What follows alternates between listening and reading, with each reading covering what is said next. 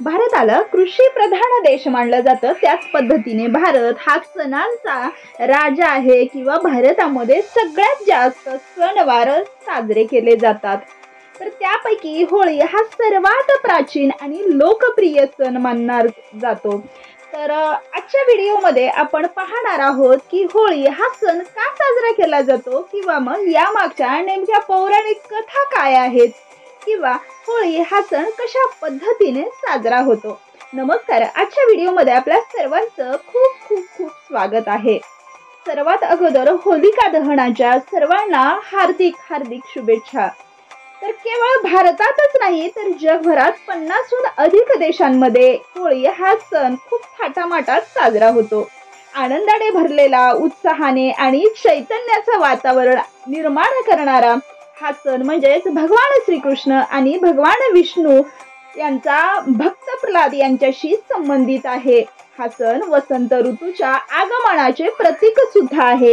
होळी हा प्रामुख्याने भारत आणि नेपाळमध्ये सुद्धा साजरा होतो.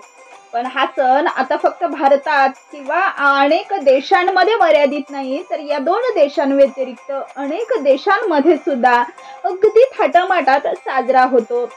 होळीचा इतिहास आणि प्राचीन काळातील विविध कथा या होळीला आणखीनच मनोरंजक करतात. होळीची पूजा, पुरणपोळीचा नैवेद्य, अगदी लहानांपासून मोठ्यांपर्यंत चैतन्याचं वातावरण आणि निसर्गामध्ये अतिप्रसन्न असं वातावरण निर्माण करणारा हा होळीचा सण. तर होळीचा सण साजरा करण्यामागची नेमकी पौराणिक कथा काय होती? ही सर्वात प्रसिद्ध अशी कथा आहे की जी भगवान विष्णूचा भक्त म्हणजे भक्त प्रल्हाद आणि हिरण्यकश्यपूची बहीण होलिका यांच्याशी संबंधित आहेत. या कथेत प्रल्हाद हा राक्षसांचा राजा हिरण्यकश्यपू यांचा मुलगा होता आणि तो भगवान विष्णूचा खूपच मोठा भक्त होता. परंतु राजा हिरण्यकश्यपूला भगवान विष्णूच्या जे नाव आहे किंवा नामस्मरण करणे हे अजिबात आवडत नव्हते. तो भगवान विष्णूला आपला शत्रू मानत होता. तर त्याचाच मुलगा भक्त प्रल्हाद हा त्या भगवान विष्णूचा अगदी निस्सीम भक्त होता. सतत म्हणजे 24 तास त्याच्या मुखातून नारायण नारायण असा नामजप व्हायचा. अशाच स्थितीत हिरण्यकश्यपूला जेव्हा समजले की त्याचा मुलगा हा भक्त प्रल्हाद विष्णूचा परमभक्त आहे, तेव्हा त्याने प्रल्हादाला थांबवण्याचे अनेक प्रयत्न केले, पण तो काही थांबला नाही. अशा स्थितीत हिरण्यकश्यपूने त्याच्या बहिणीला म्हणजेच होलिकाला तिला असा वर होता की ती अग्नीला स्पर्श करू शकत नाही किंवा अग्नी तिला जाळू शकत नाही असे तिला वरदान मिळाले होते. त्यामुळे त्या होलिकेला आणि भक्त प्रल्हादासोबत अग्नीत बसण्याची आज्ञा केली. कारण होलिका आणि हिरण्यकश्यपूला माहिती होते की हिला अग्नीचे वरदान आहे की ती अग्नीला स्पर्श करू तर शकते पण अग्नी तिला जाळू शकत नाही असं वरदान होतं. त्यामुळे होलिका अगदी सहज पद्धतीने त्या चितेवरती बसली आणि तिच्या मांडीवरती भक्त प्रल्हादाला बसवण्यात आले आणि अग्नी म्हणजे पेटवण्यात आला. होळी पेटवण्यात आली.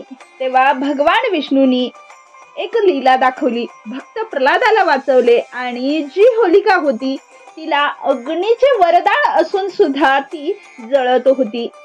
परिणामी होलिका अग्नीमध्ये जळून खाक झाली आणि भक्त प्रल्हाद याचा जीव वाचला. अशा प्रकारे ही घटना म्हणजेच वाईटावर चांगल्याचे विजयाचे प्रतीक म्हणून साजरी होते आणि तेव्हापासूनच आपण होळीचा सण साजरा करतो. कारण होळीमध्ये जी नकारात्मक ऊर्जा आहे ती जळून खाक होते, वाईट जे काही आहे ते जळून खाक होते आणि चांगल्या प्रवृत्तीचा विजय होतो. म्हणजेच उत्साहाचे आनंदाचे वातावरण तयार होते. त्याच पद्धतीने दुसरी कथा आहे ती म्हणजेच कामदेव आणि रती यांची. ही कथा भगवान शिवाचा पुत्र कामदेव आणि त्यांची पत्नी रती यांच्याशी संबंधित आहे. पौराणिक मान्यतेनुसार जेव्हा भगवान शिव ध्यानात मग्न होते तेव्हा त्यांचा पुत्र कामदेव त्याने त्यांचे ध्यान विस्कळीत केले. त्यामुळे भगवान शिवशंकर संतप्त होऊन त्यांनी तिसरा डोळा उघडला आणि कामदेवाला जळून राख केले. त्यानंतर रतीच्या प्रार्थनेवर भगवान शिवांनी कामदेवाला जिवंत केले. अशा परिस्थितीत ही घटना वसंत ऋतूच्या आगमनाचे प्रतीक मानली गेली. म्हणूनच ही होळी झाल्यानंतर वसंत ऋतूचे आगमन होते. नवीन वृक्षाला पालवी फुटते. वातावरणामध्ये नवीन निर्माण होणारं चैतन्य, आनंद तयार होतात. त्याच पद्धतीने तिसरी कथा आहे ती म्हणजे राधाकृष्ण आणि गोपी. ही कथा भगवान श्रीकृष्ण आणि त्यांची प्रिय राधा आणि गोपी यांच्याशी संबंधित आहे. मान्यतेनुसार भगवान श्रीकृष्ण गोपीसोबत रंग खेळत असत. ही घटना प्रेम आणि आनंदाचे प्रतीक मानले जाते. म्हणूनच होळी झाल्यानंतर दुसऱ्या दिवशी म्हणजेच होळीच्या दुसऱ्या दिवशी एकमेकाला रंग लावून गुलाल उडवून हा होळीचा सण आनंदाने चैतन्याने साजरा केला जातो. अशा प्रकारे होळी हा सण वसंत ऋतूच्या आगमनाचे प्रतीक मानले जातो. दुसरीकडे धार्मिक मान्यतेनुसार हा सण वाईटावर चांगल्या विजयाचे प्रतीक म्हणून साजरा होतो. त्या दिवशी प्रत्येक जण आपले मतभेद विसरून एकमेकांना रंग लावतो. अशा परिस्थितीत या दिवसांचे पौराणिक महत्त्व, सामाजिक महत्त्व आणि जैविक महत्त्व सुद्धा खूप आहे. याचे पौराणिक महत्त्व नेमके काय, तर होळीच्या सणाचे पौराणिक महत्त्व म्हणजे होळी का पेटवली जाते, तर जी आसपासची नकारात्मक ऊर्जा असते तर ती नष्ट व्हावी, जी वाईट प्रवृत्ती आहे ती होळीमध्ये नष्ट व्हावी, म्हणूनच होळीची पूजा केली जाते किंवा होळी पेटवली जाते. होळी या सणाला सामाजिक महत्त्व तसंच आहे की हा दिवस एकमेकांसोबत मतभेद दूर करून लोकांना जवळ आणणे. हा सण शत्रूचे मित्रात रूपांतर करतो. हा सण नातेसंबंध दृढ करतो, म्हणून सुद्धा होळी साजरी केली जाते.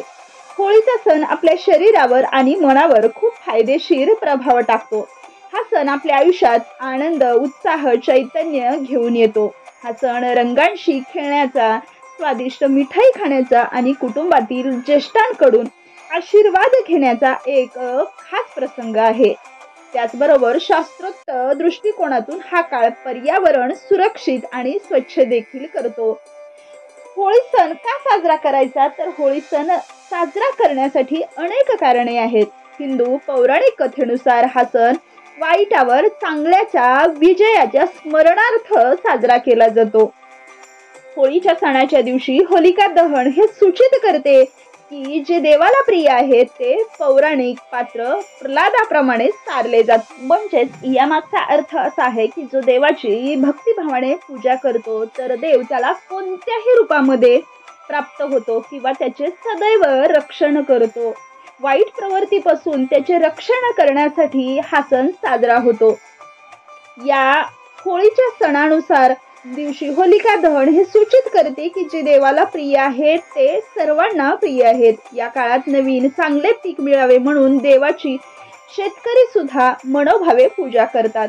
या शुभ मुहूर्तावर लोक एकमेकांना गुलाल, अबीर लावतात आणि तोंड गोड करून आनंदाने भरलेल्या या सणाच्या शुभेच्छा देतात. पाण्याची होळी खेळली जाते तर काही ठिकाणी गुलालाची होळी खेळली जाते. होळी हा सण भारतातील वेगवेगळ्या राज्यामध्ये, वेगवेगळ्या प्रांतामध्ये वेगवेगळ्या प्रकारे साजरा केला जातो. होळी हा सण भारतातील अनेक ठिकाणी साजरा होतो, पण म्हणजे वेगवेगळ्या पद्धतीने आणि ज्या त्या चालीरीतीप्रमाणे साजरा होतो. काही ठिकाणी याला होळी म्हटलं जातं, काही ठिकाणी होलिका म्हटलं जातं किंवा काही ठिकाणी शिमगा म्हटलं जातं, तर काही ठिकाणी हुताशनी पौर्णिमा म्हणून हा सण साजरा होतो. काही ठिकाणी पाण्याची होळी खेळली जाते तर काही ठिकाणी फुलांची होळी खेळली जाते, तर काही ठिकाणी गुलाल आणि अबीर याची होळी खेळली जाते. याशिवाय काही ठिकाणी काठ्या घेऊन होळीचा खेळ खेळला जातो. या दिवशी सर्वजण मौज मजेमध्ये रंगात मग्न झालेले असतात. होळीच्या सणाच्या एक दिवस आधी होलिका दहन केले जाते. या दिवशी होळी लाकूड आणि शेणाची गोवरी बनवून रस्त्यावर, चौकांमध्ये होळी जाळली जाते आणि नंतर त्या होळीला पुरणपोळीचा नैवेद्य दाखवून त्याभोवती प्रदक्षिणा घातली जाते.